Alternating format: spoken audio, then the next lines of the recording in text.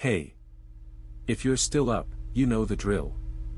This is a space for the things we can't shake off, the quiet moments when the house feels wrong, or the feeling that someone is watching just outside the glass. I won't tell you exactly what happened, because sometimes we can't even explain it to ourselves. Just settle in, keep the lights dim, and listen close. Nothing here is a dream. Nothing here is a coincidence. If you're ready to remember why you stay awake past midnight, take a breath. Let's get into the first one. I don't expect you to believe me, but I've never told anyone this until tonight. It was late October, somewhere around 3 in the morning, and I was staying in a rental cabin about 40 miles outside of town, deep in the Oregon woods. The place was listed as quaint and secluded on the booking site, but the roads had been so narrow and overgrown by the time I arrived that I'd lost my cell signal an hour before I even parked. The cabin was a sturdy, 2-story structure with peeling blue paint, standing alone in a clearing surrounded by towering pines that looked like they were leaning in. The first day was uneventful, mostly because the silence was so heavy it felt physical. I'd driven straight through from the city to escape a week of relentless rain and deadlines. When I got to the cabin, the lock on the front door felt loose, but I thought it was just the age of the place. I unpacked my bag, made a sandwich, and turned on a small radio for white noise. That was when I noticed the first thing.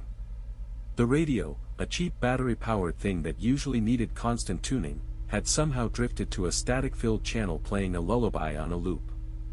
I turned it off, convinced the batteries were dying and the frequency was just getting weird. I blamed the old wiring and the humidity.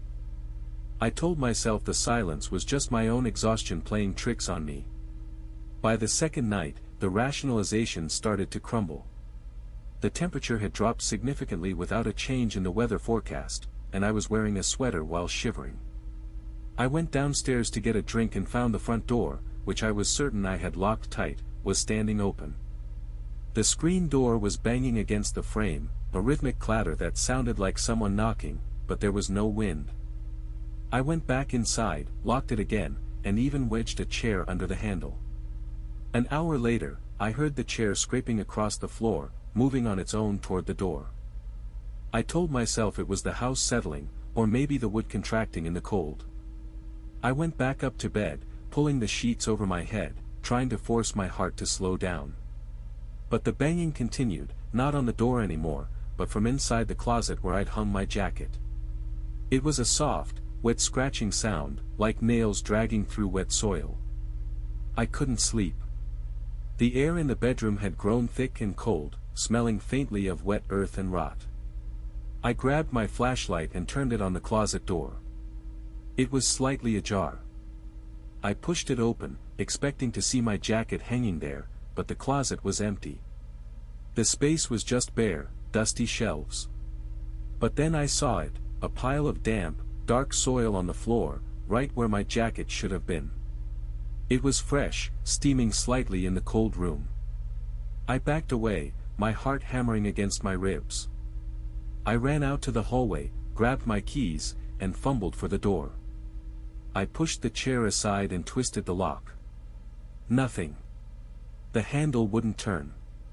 I pulled harder, shaking it until my shoulder ached, but the door was fused shut.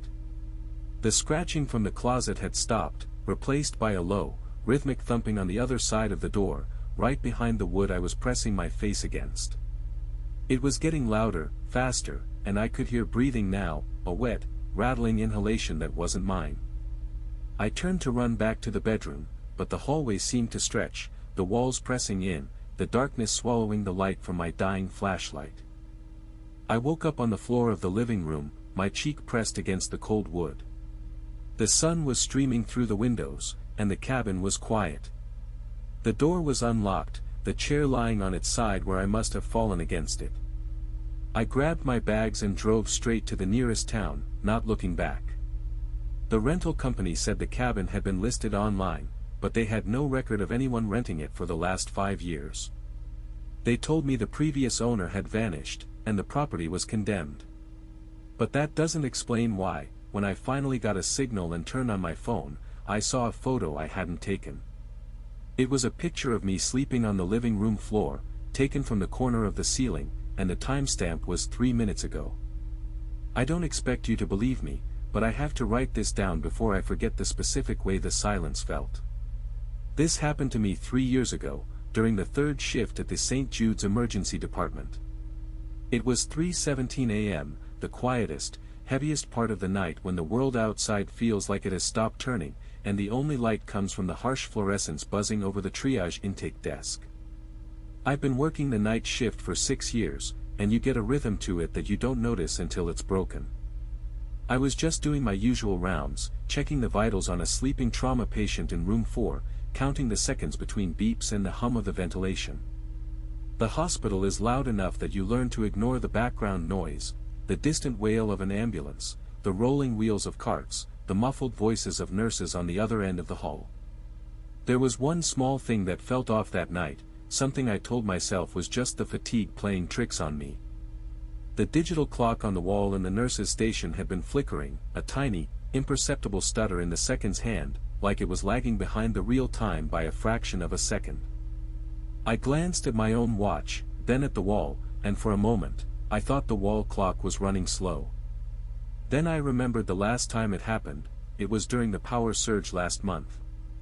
I shrugged it off and went back to filing the discharge papers, assuming it was just an old fuse box acting up again. By 4 a.m., the atmosphere had shifted.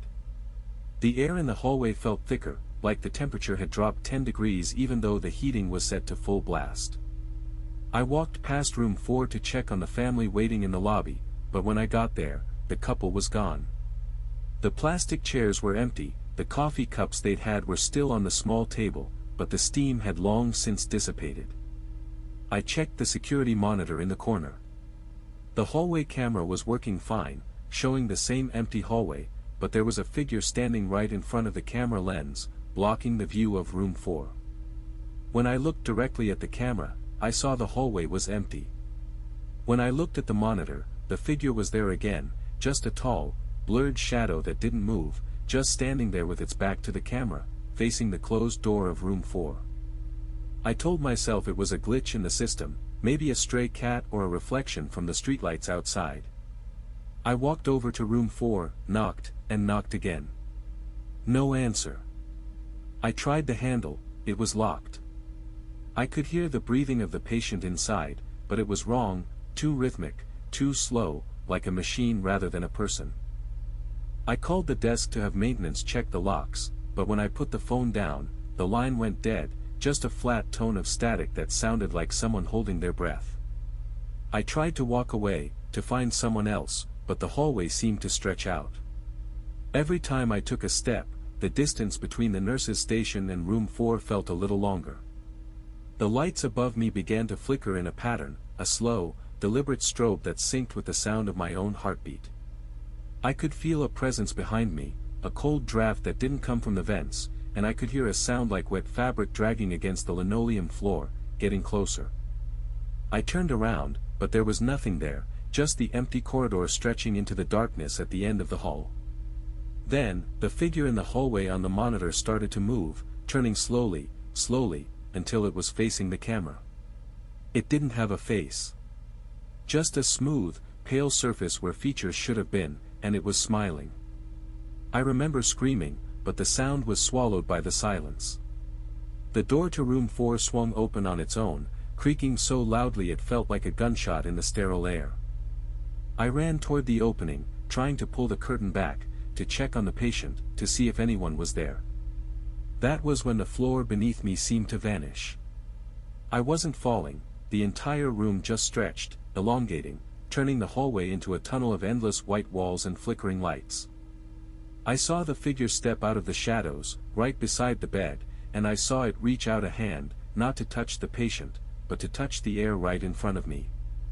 Its fingers passed through my chest, and I felt a cold so intense it burned, like ice and fire all at once. I remember falling, or maybe just sinking, as the figure leaned in close to my face, and I heard a voice that sounded exactly like my own, whispering, "It's time to wake up." I woke up at the nurse's station, slumped over the desk, my head pounding. The clock on the wall was ticking normally, showing 4:05 a.m. The coffee cups were still there, but they were filled with fresh, steaming coffee.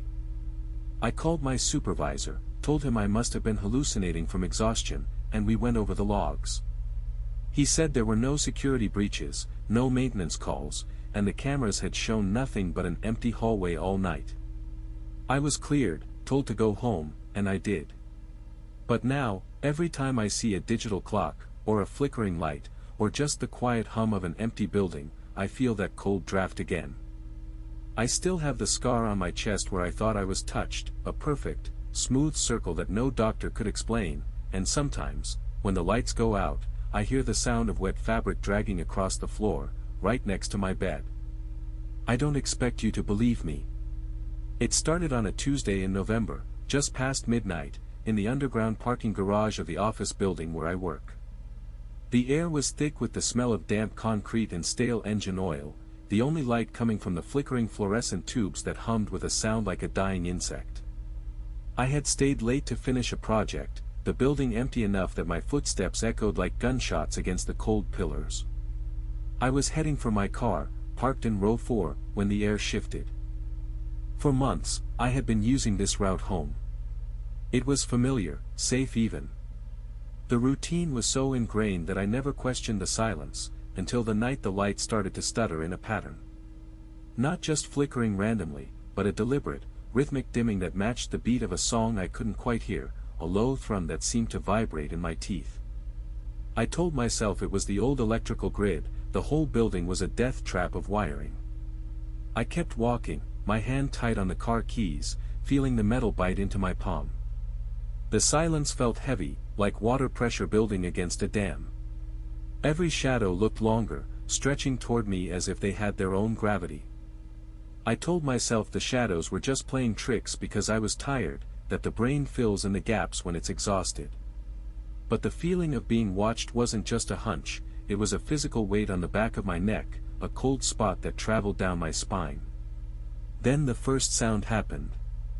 A metallic scrape from the upper level, above my head, echoing down the concrete slope. I froze, listening. It sounded like a key dragging across the railing. I laughed nervously, telling myself it was a cat or a loose tool. A minute later, the sound returned, closer this time. I walked faster, my heart hammering against my ribs. I passed row 3, then row 2. The scrape came again, right behind me now, but there was no one there. I spun around, shining my phone light up the concrete ramp, but the area was empty. Just shadows and pillars. I told myself I was hearing things, that the acoustics of the garage were playing tricks. I reached my car, fumbled with the key fob, and pressed the unlock button. The lights flashed, the alarm chirped. I threw myself into the driver's seat, locked the doors, and sat there, waiting for my breathing to slow down. The engine started immediately, a roar in the quiet space. I put the car in reverse, ready to leave, but then I saw the taillights of a car parked directly behind me, facing the wrong way, its engine off. I hadn't heard it pull in. I hadn't seen anyone inside. I slammed the gas pedal down, the car lurching forward into the lane. I drove straight, my eyes glued to the exit sign ahead, refusing to look back. I reached the exit ramp, merging onto the street, and only then did I dare to look in the rearview mirror. The car behind me was gone. No taillights, no headlights, nothing but the empty asphalt. I drove the rest of the way home in a panic, taking a different route, checking my locks 3 times before sleeping. But the worst part wasn't the car. It was what I found the next morning when I went back to retrieve my bag. My car was clean, perfectly dusted, but someone had used their finger to write on the steering wheel. It wasn't a threat or a name. It was a single question mark, drawn in a circle of dust, right over the Honda emblem. And if that wasn't enough, I realized later that the question mark wasn't facing the driver's seat. It was facing the passenger side, as if someone had written it from the outside, looking in at me while I sat there, frozen, waiting for the car to start. I still drive that route, but I never look in the rearview mirror anymore. I can't explain why the dust on my windshield feels like fingerprints, or why the question mark in the car never seems to fade, even after I've wiped it away a dozen times. If you're still awake, I hope this didn't keep you up too late. I'd love to hear if anything like this has ever happened to you. Did you ever feel watched when you were sure you were alone? Drop your stories in the comments below. Sometimes reading them makes the rest of us feel less isolated. Tomorrow, we're tackling 3 more accounts that are even harder to explain, so make sure to subscribe so you don't miss it. Until then, keep your doors locked.